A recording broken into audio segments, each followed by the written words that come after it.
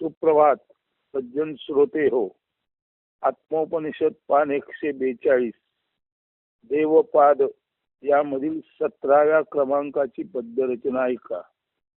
ते भक्त काय म्हणत आहे की हे चक्रधारी, हे सुदर्शन चक्रधारी भगवान विष्णू, भगवान नारायणा, तुझं जे चक्र आहे ते खऱ्या अर्थाने त्याचा अर्थ लोकांना कळला तर जन्म मृत्यू रूपी वारंवार येणार हे चक्र तुझंच सुदर्शन चक्र थांबवू शकतं. म्हणजे भगवंताचं दर्शन, विष्णूचं सुदर्शन, चांगलं दर्शन, किंवा परमेश्वराचं ब्रह्माचं सुदर्शन, म्हणजे ज्याला ब्रह्माचं दर्शन झालं, महाविष्णूचं, शंकराचं, परमेश्वराचं दर्शन झालं, त्यालाच सुदर्शन म्हटलेलं आहे. आणि परमेश्वराचं सुदर्शन आहे ते ज्याला झालं तेच सुदर्शन जन्म मृत्यू रूपी चक्र थांबवू शकतं. म्हणजे भगवंताचं सुदर्शन, भगवंताचं अत्यंत मंगल कल्याणकारी दर्शन,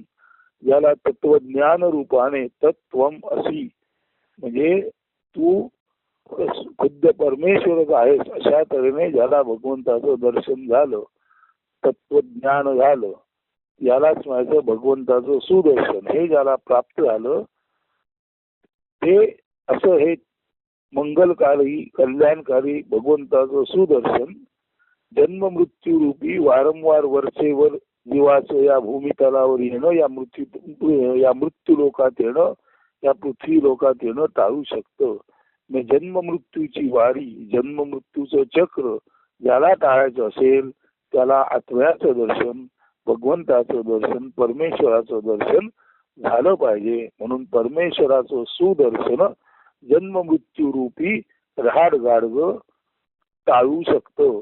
आणि त्या कारणानेच वारकरी लोक भगवंताला, विष्णूला पुजतात. आणि आषाढी कार्तिकी असे 4 महिने ते अर्थातच विठ्ठलाच्या पूजनात, भजनात, कीर्तनात दंग राहतात.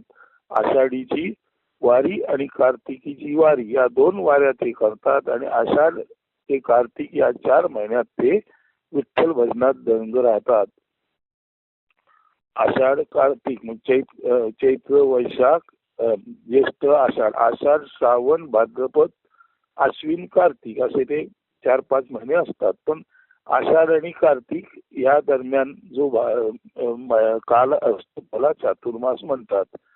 तर त्या चातुर्मासात हे वारकरी भगवंताचं सुदर्शन होऊन जन्म मृत्यू रूपी येणं जाणं, वरच्यावर हेलपाटे मारणं, या मृत्यूलोकात येणं टाळण्यासाठी करतात.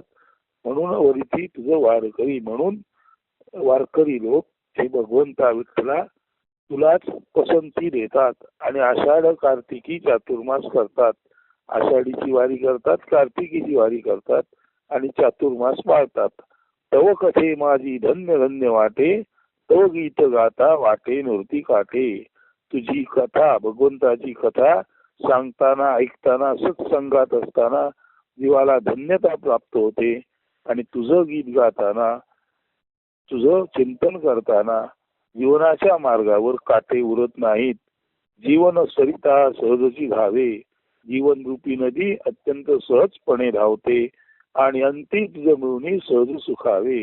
जशी नदी सागराला मिळते तशी जीवन रूपी नदी अंती शेवटी भगवत रूपी सागराला मिळते आणि ती सुखाला प्राप्त होते. तव चरण हेची सुखाचे निधान, भगवंता तुझे पाय हेच आमच्या सुखाचं निधान, म्हणजे आमच्या सुखाचा ठेवा आहे. असं निर्गुण निराकार वेदांचे विधान.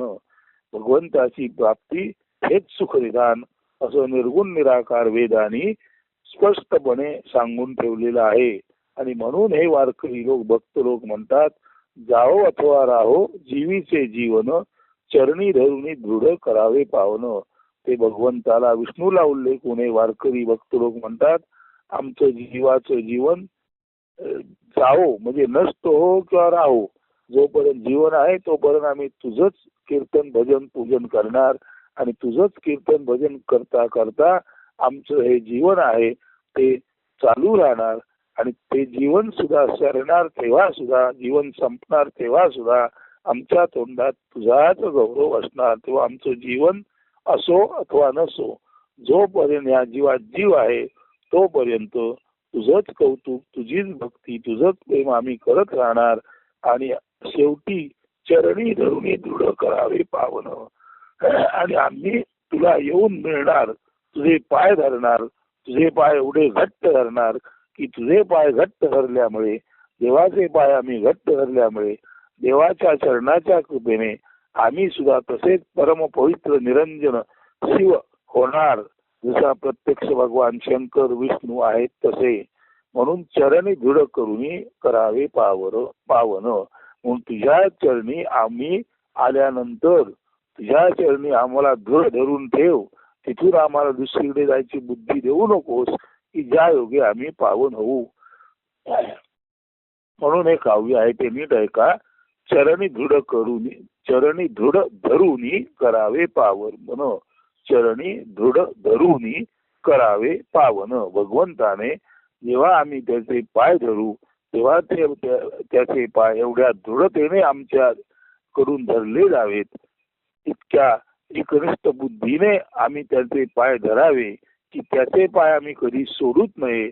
आणि त्याचे धरलेले जे चरण आहेत आमच्या हाताने, ते आमचे चरण धरणारे हात, भगवंताचे चरण धरणारे हात तिथेच दृढ राहावेत अगदी शेवटपर्यंत.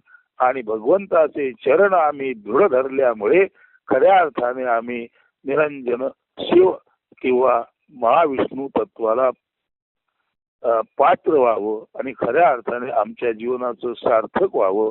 आमचं जीवन खऱ्या अर्थाने पवित्र जीवन म्हणून समजलं जावं. म्हणून चरणी दृढ धरून करावे पावन. नीट ऐका. जन्म मृत्युवारी सहज संहारी, सुदर्शन तुझे अहो चक्रधारी, म्हणून वरीती तुझ वार करी, आषाढ कार्तिकी चातुर्मास करी, तव कथे माझी धन्य धन्य वाटे, तव गीत गाता वाटे नुरती काटे, जीवन सरिता सहज चिरावे, अंती तुझ मिळून सहज सुखावे, तव चरण हेची सुखाचे निधान, निर्गुण निराकार वेदांचे विधान, जावो अथवा राहो जीवीचे जीवन, चरणी धरुणी दृढ करावे पावन.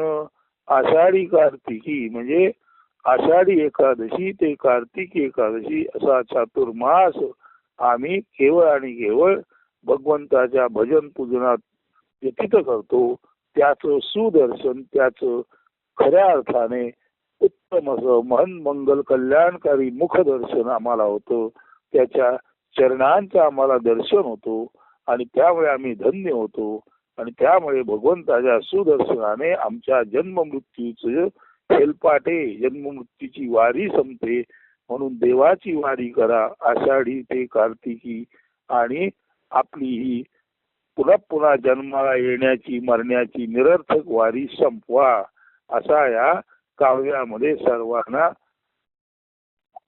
दिला जाणारा सहजबोध सर्वांनी समजून घ्यावा.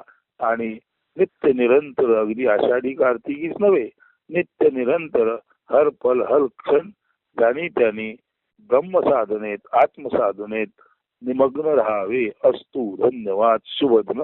सुप्रभात. आता इथून पुढे 8 दिवस आपण एक विराम घेणार आहोत. 8 दिवसानंतर हे सर्व पुन्हा नित्य नियमाने सुरू होईल. धन्यवाद.